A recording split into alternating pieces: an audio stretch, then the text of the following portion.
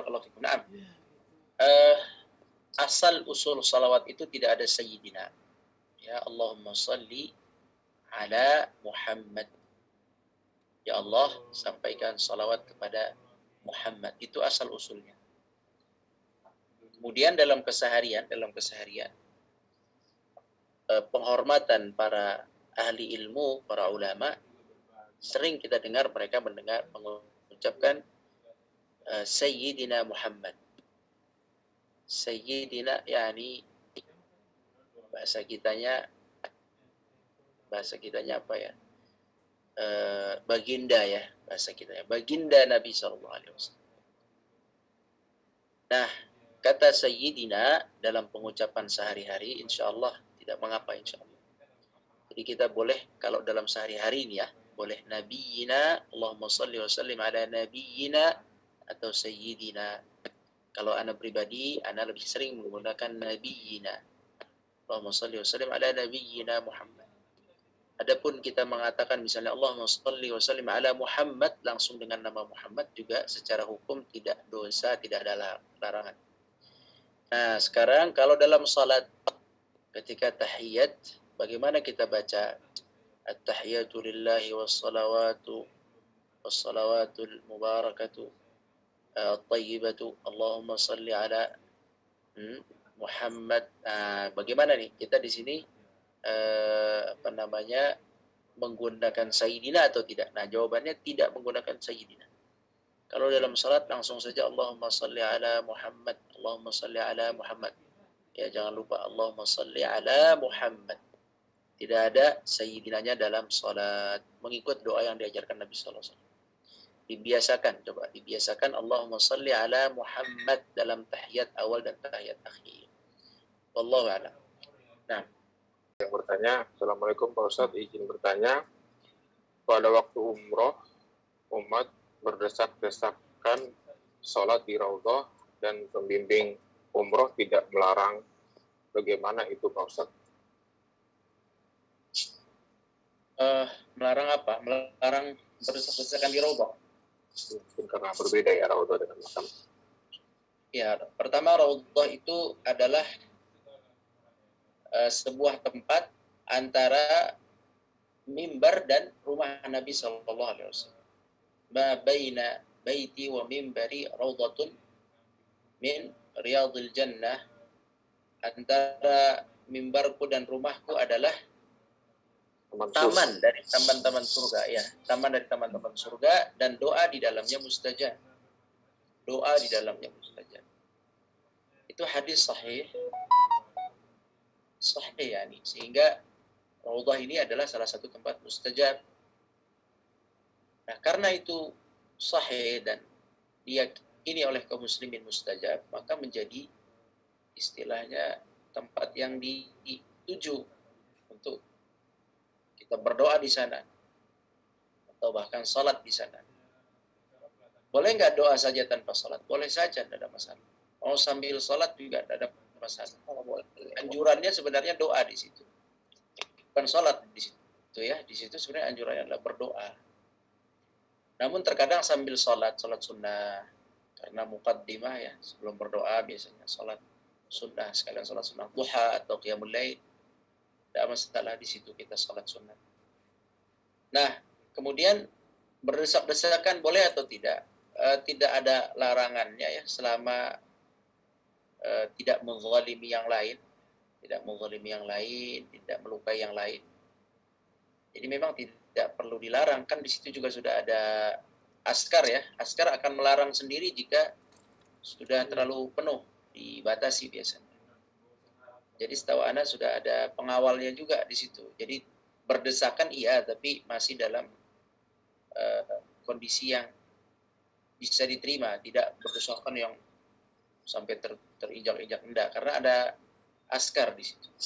Kalau udah keluar boleh masuk satu seperti itu. Jadi tidak mengapa, tidak dilarang oleh pengurus travel. Nah, karena udah ada askar, udah ada diatur di situ. Nah, wallahu a'lam. Bukankah itu kuburan Nabi, Pak Ustadz? Bukan, Bu. Coba ya. Kata Nabi SAW, antara mimbarku dan rumahku itu raudhah. Ini mimbar, ini rumah. Berarti di antaranya inilah disebut dengan raudhah namanya. Kotak ini raudhah. Nah, rumahku mana ini rumahku. Nah, rumahku inilah di dalamnya kuburan. Di sini. Nah, kalau yang di raudhah itu di sini. Orang sholat di sini menghadap ke kiblat. Menjadikan kuburan Nabi sampingnya. Kuburan sebelah kiri, mimbar sebelah kanan, raudhah di tengah menghadap kiblat. Jadi orang yang di raudhah tidak mendepani kuburan Nabi, tidak. Seperti itu raudhah. Kalau yang laki-laki jelas Bu, raudhah bagi yang jamaah laki itu benar-benar terasa antara mimbar dan rumah. Rumahnya ya kuburan itu, kuburan Nabi dalam rumah itu. Tapi kalau yang akhwat ya karena ditarik ke belakang panjang jadi nggak terasa, jadi seakan-akan depannya kuburan. Sebenarnya tujuannya bukan kuburan, bukan kuburan. Raudhah adalah tempat yang khusus yang disabdakan Nabi Sallallahu Alaihi Wasallam. Nah, bukan tujuannya ke kuburan kalau raudhah, berbeda. Nah, Allahu a'lam. Kasih Pak Ustadz. Nah, sudah ke sana Bu? Sudah ya. Baik, Ustaz, ada yang masuk lagi dari Pak Iwan. Pak Iwan, Assalamualaikum Ustaz, mohon tanggapannya atas Arab Saudi bakal mengizinkan alkohol di neon kota mewah yang akan dibangun oleh pemerintah Arab Saudi. Ya, kita diuji dengan pemimpin Muslim yang menghalalkan apa yang diharamkan Allah. Bagaimana sikap kita? Sikap kita la ta'ata li makhluqin fi ma'siyatillah. Tidak boleh kita taat dalam masalah alkohol ini. Jadi kalau mereka mengizinkan alkohol di tempat itu, ya kita bukan berarti kita meminum alkohol di situ, tidak boleh. Itu adalah dosa bagi mereka yang mengizinkan, dan kita sebagai jamaah atau sebagai rakyat tidak boleh mengatakan karena pemerintah mengizinkan di kota neon ini, di neon kota mewah ini, saya boleh minum di sini. Enggak begitu tuh. Kita diuji dengan mereka, maka kita faham bahwa alkohol itu haram dimanapun dan kapanpun. Adapun ketetapan mereka itu ditanggung oleh mereka sendiri di hadapan Allah Subhanahu Wa Taala. Allah. Baik, ada lagi yang mau bertanya langsung atau di kolom chat masih belum masuk?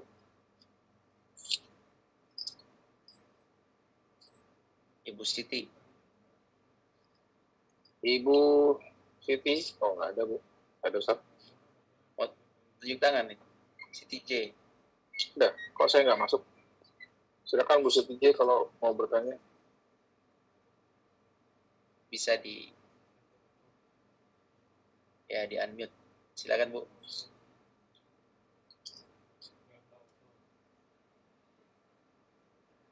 Yang kita pakai pada sholat adalah yang seperti Pak Ustaz sampaikan tadi. Sering kita mendengar bermacam-macam orang membaca selawat. Yang dilakukan, yang tidak dilagu-lagukan, yang lurus, dan lain-lain. Bagaimana sikap kita kalau kita mendengarkan selawat yang tidak seperti selawatnya ketika kita sholat itu? Sikap kita bagaimana? Apa kita mengikuti itu? Kita mengikuti berselawat yang dilagu-lagukan, atau kita membaca tidak mengikuti apa-apa? Mohon diterangkan Pak Ustaz. Terima kasih. Assalamualaikum. Assalamualaikum warahmatullahi wabarakatuh. Ya, jadi begini Bu. Jadi asal usul munculnya salawat yang bervariasi ini adalah karena kecintaan para ulama dan orang-orang saleh kepada Nabi. Mereka sangat cinta dan sayang kepada Nabi, dan mereka itu, orang Arab itu, sudah menjadi naluri mereka membuat syair ya. Membuat syair-syair indah, memuji. Maka dibuatlah syair-syair yang indah dengan salawat. Nanti ada namanya salawat kamilah gitu ya. Allahumma salli salatan kamilatan wa sallim salaman, gitu ya. Ya. Ini adalah bentuk dari syair-syair yang disusun oleh orang-orang saleh terdahulu, menunjukkan kecintaan mereka kepada Nabi Shallallahu Alaihi Wasallam. Nah, bagaimana sikap kita terhadap yang ini?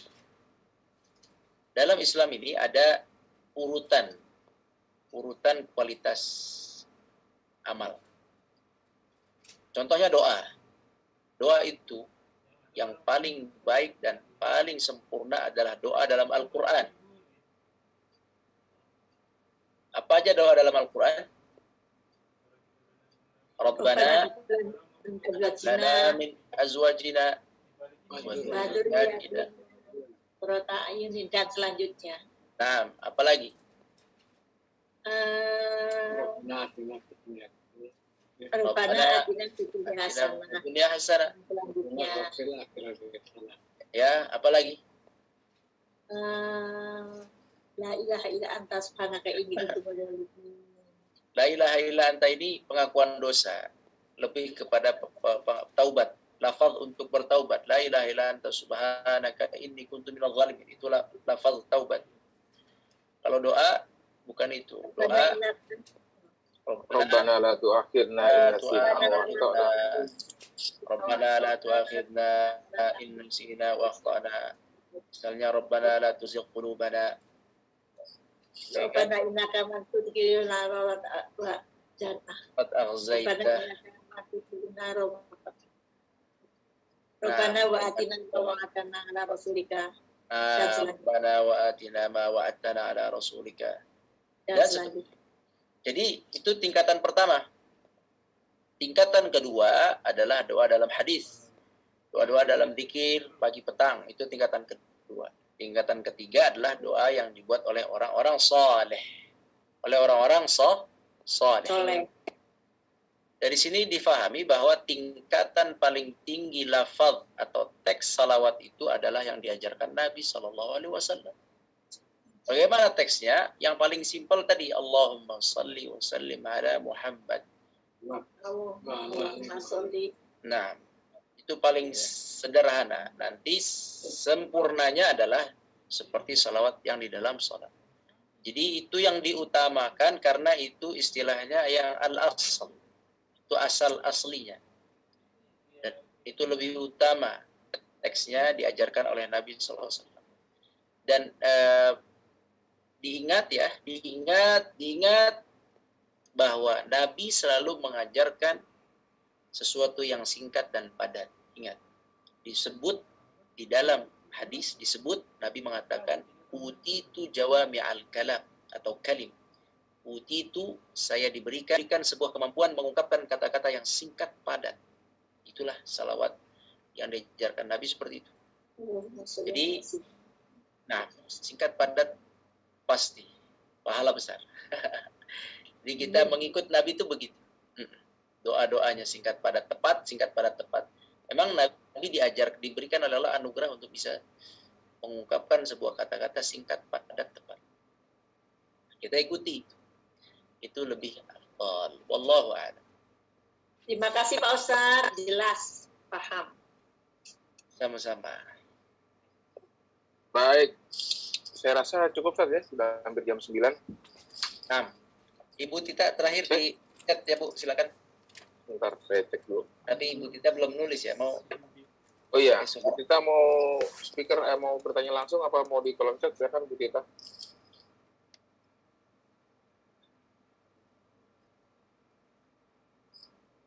Ibu Tita.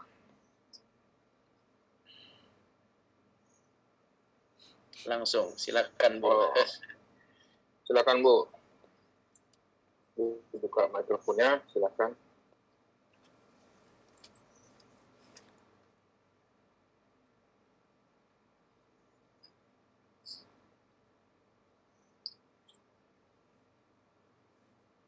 Silakan Ibu Tita.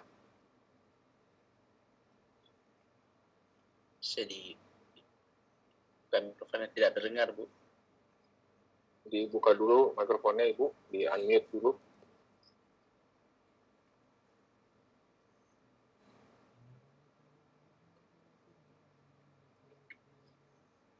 Susah balik. Apa itu? Maaf.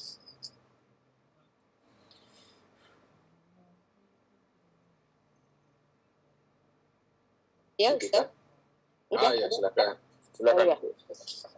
Maaf, Ustaz. Assalamualaikum warahmatullahi wabarakatuh. Assalamualaikum warahmatullahi wabarakatuh. Ustaz, begini, saya mungkin lebih ke arah merasa pengakuan bersalah ya, Ustaz. Kan kalau misalnya seperti kemarin Idul Fitri ya, acara ke ziarah kubur ke orang tua. Seperti setelah Ustaz membaca doa kan saya pernah diajarkan juga membaca surat Al-Muluk ya, Al-Muluk gitu. Nah, setiap saya mengingat ibu gitu ya, orang tua, suka nggak tahan pengen nangis gitu ya. Nah di situ saya kan minta izin untuk rame-rame baca surat Tabarok. Dari mulai awal sampai nggak sampai terakhir gitu. Saya nggak bisa nahan gitu ya. Walaupun tersendat-sendat terus gitu nangis. Nah udah gitu saya kok mikir sampai rumah sampai sekarang itu merasa bersalahnya tuh karena takutnya menyontoin ke anak mantu cucu di situ.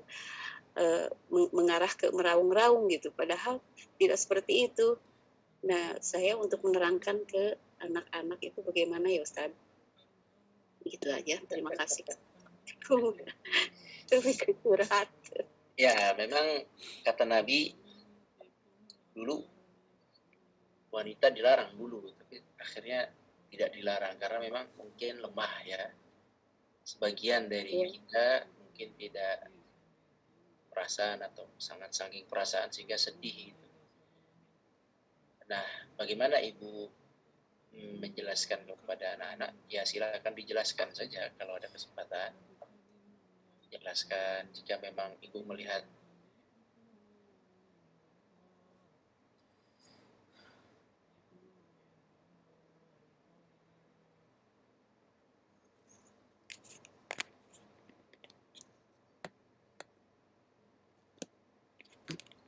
sudah paham bahwa memang ibu suka bersedih kalau ke kuburan, suka menangis. Selama tidak meraung-raung ya Bu, hanya air mata ya sesak-sesak gitu. Tidak apa-apa insyaallah. Yang penting tidak meraung. Gitu. Enggak. Gitu.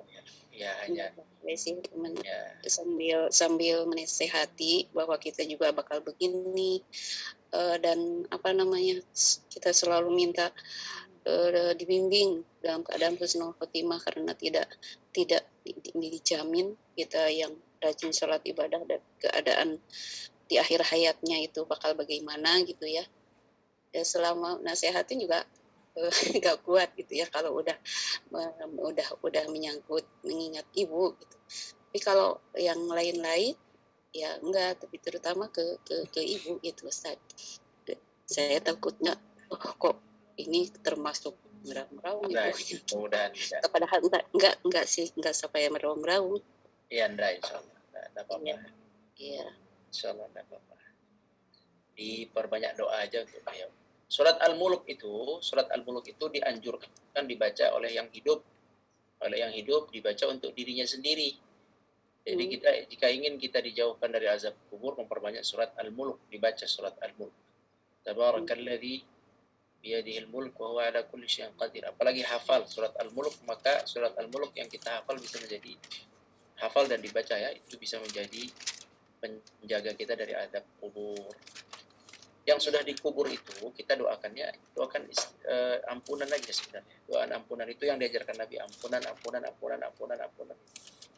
Mudah-mudahan mereka baik di kubur. Mungkin mereka lebih bahagia dari kita di dunia ini. Iya betul. Iya, jadi mungkin mereka lebih bahagia, lebih menikmati amal-amal mereka. Kita masih payah dengan dunia, letih, capek, sakit, gitu kan. Mungkin mereka lebih bahagia. Makanya kita ikut yang Nabi ajarkan saja, yaitu doa Allahumma ighfir lahu. Doa-doa begitu terus. kita doa, kita ingat, kita doa, kita ingat, kita doa, kita berinfak minta atas nama mereka. Itu yang bisa kita lakukan rutin. Itu ya Ustaz ya. Jadi itu caranya. Gitu ya. Saya karena mendengar dari salah satu Ustaz juga begitu, jadi baca juga katanya. Jadi ya, saya betul, tapi bukan untuk dibacakan ke mayit.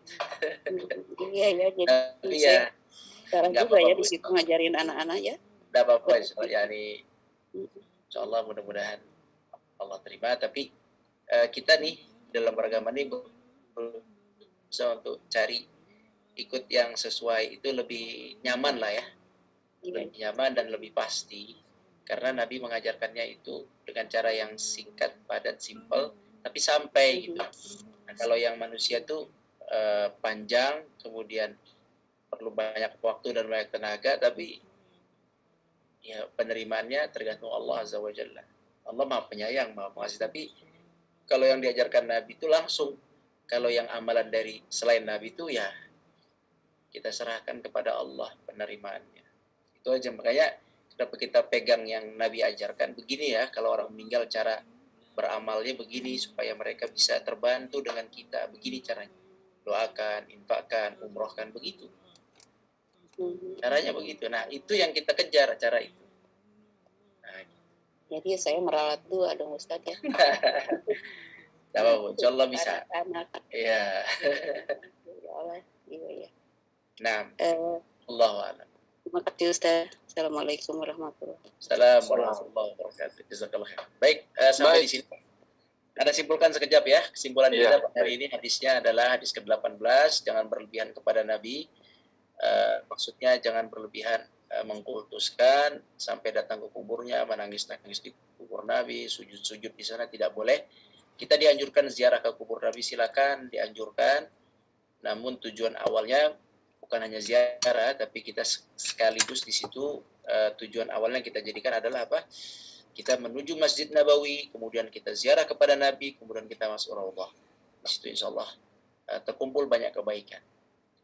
Kemudian hadis itu tadi yang pertama, bait pertama dari hadis itu adalah jangan jadikan rumah seperti kubur, tidur saja kita di dalam, istirahat saja tidak, tapi berdiri, bangun, sholat, baca Quran di sana, zikir di sana, setel yang bagus-bagus di sana, jadikan rumah kita tempat yang barokah. Kemudian setelah itu yang kedua, masalah kubur Nabi tadi, silakan ziarah, tapi jangan berlebihan. Di bawah Nabi juga demikian, ziarah tapi jangan berlebihan, itu lebih baik, lebih selamat untuk agama dan akidah kita. Kemudian yang terakhir, bait yang terakhir, perbanyaklah salawat kepada Nabi SAW dimanapun, tidak di Madinah, dari sini pun kita bersalawat, Nabi mendengarnya dan sampai kepadanya. Allahumma salli wa sallim ala nabiyyina Muhammad sallallahu alaihi wasallam. Demikian, barakallahu fikum, sampai ketemu di hadis ke-19 insyaallah. Allah alam, ana serahkan ke Syekh Nur Hadi. Barakallahu fikum. Baik, alhamdulillah. Jazakallahu khairan Ustaz Rahmat. Dan juga Bapak Ibu teman-teman sekalian. Mudah-mudahan dengan hadis 18 ini kita bisa nanti langsung mengamalkannya. Insyaallah kita ketemu lagi di hari Sabtu yang akan datang, di hadis nomor 19. Kita akhiri kajian kita dengan membaca kafaratul majelis. Subhanallah wa bihamdihi. Mohon maaf atas segala kekurangan. Terima kasih banyak atas kehadirannya. Insyaallah kita ketemu lagi Sabtu yang akan datang. Assalamualaikum warahmatullahi wabarakatuh.